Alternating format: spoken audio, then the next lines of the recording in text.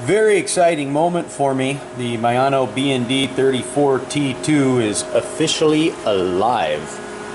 Took 2 weeks of cleaning and messing around with stuff to get it to run. I ran into quite a few little issues, such as a broken hydraulic hose. So I replaced the hose thinking that would get rid of some of the alarms that were on there, and I've seen quite a few other posts online referring to some of the alarms. The first one being that there was a level down alarm, which I'd already filled everything and replaced the hydraulic fluid and replaced the whey oil. Need to get around to cleaning this up now that I can actually operate the dang thing. But there's the whey oil on the right, and I had a little issue with the air pressure switch wasn't activated, so I had to fiddle around with that little adjuster there, and that got rid of the low level alarm in case anybody runs into that. A couple of other things that stumped me on this were some error codes that were popping up under the Diagnostics page. Basically, I had the machine alarm was steady on. I can turn that one off just by turning off the, if you got the flashing light, it's actually just the door interlock, so you can turn that off anytime that's off, the machine alarm flashes.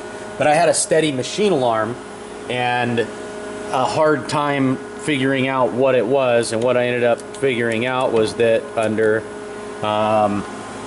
number 300, bits 0 and 3 were constant, or were one value, an on value, which was basically the turret, main turret position was not being recognized.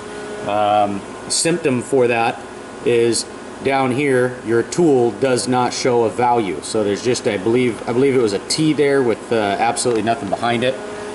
So that simply meant that the turret was not being recognized. It didn't know what position it was in, so I had to go through the turret teaching system, which I'll get a shot of here so you can, we've got that permanently on the interwebs since I was unable to find it. Fortunately, this came with the machine. I just didn't know that I had to do it per se.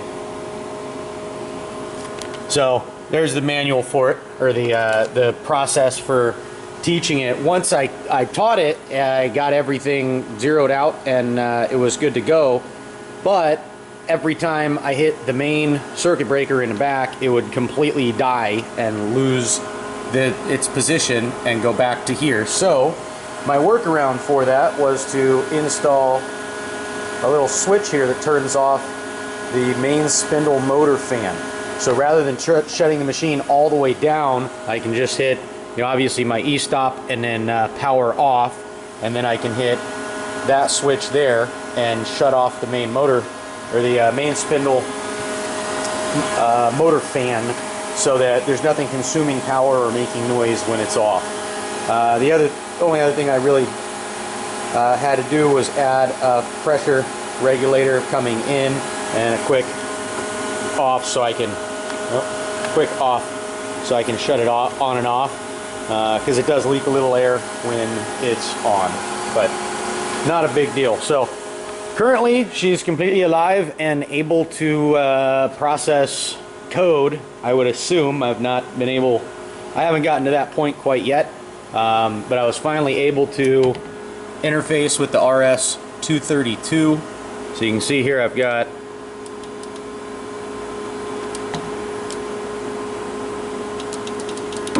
we need to be in edit mode, and then I can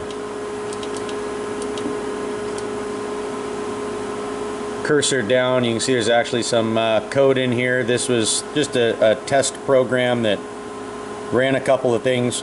So now I get to try to figure out how to reference all of the tools. The language in the 20-year-old manual is pretty tough, but this was its very first cut. Yay! So just testing the face, or the cutoff tool that I have in there, and I've got a couple more tools to install. I just ran and got some bits for it and get to start learning. If anybody has any questions on this machine or you know, comments or information, it would be greatly appreciated if you would share. The only other thing I know that I will have to do is change the belts. Pretty dark. I don't know how well it'll show up, but you can see the 4 belts in there. This last one is very loose. The others are, front one's tight. They're progressively looser as they come towards the outside of the machine. So if I go to MDI, so in MDI I can just type things in, so I can put in, you can see these are the modular codes. So 1000 speed is already in there. So I can just put in, let's see, an M3 input, and it won't cycle start with the door open.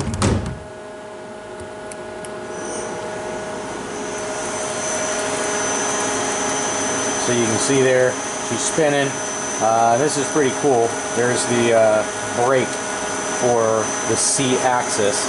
So it has partial C, it's indexing only. I can only index in 7.5 degree increments. So 7.5, 15, 22.5, etc., etc. But as long as that gets me 90, 180, 270, and 360 or 0, I am happy. That's all I really need for what I bought this for. So I'll try to shoot some more videos, answer any questions anybody has, but at least there's now some documentation on this machine on YouTube.